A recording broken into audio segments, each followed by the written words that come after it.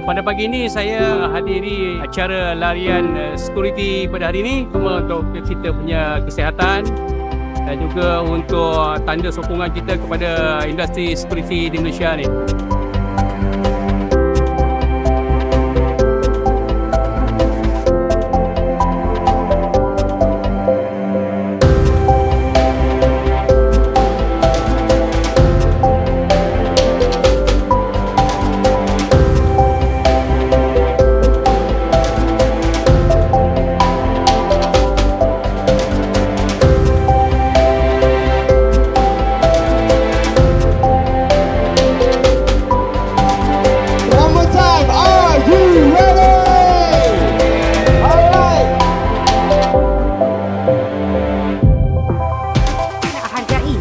Semua pemain dalam industri, tak kisah daripada syarikat keselamatan iaitu agensi persendirian itu sendiri sehingga kepada pengawal keselamatan.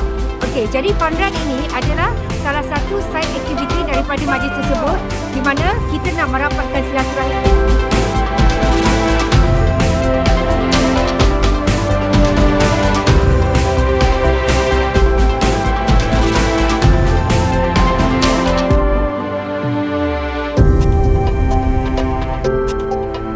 Security Swasta 2026 dengan kiraan 3, 2, 1.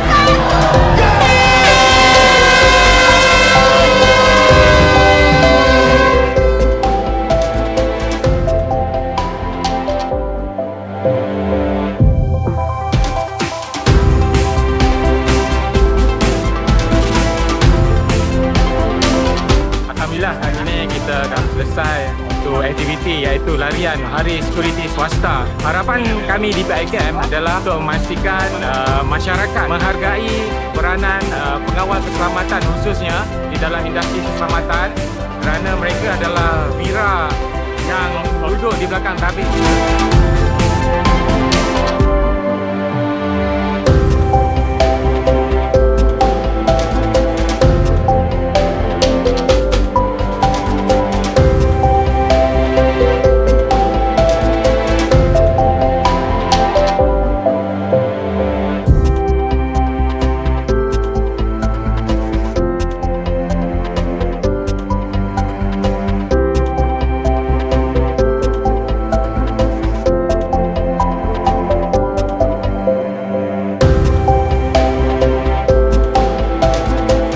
Really impressive today in KL with a different environment, and we started early morning.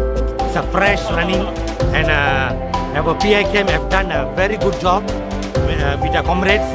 Hope that next year we'll do the best and the best. Thank you again.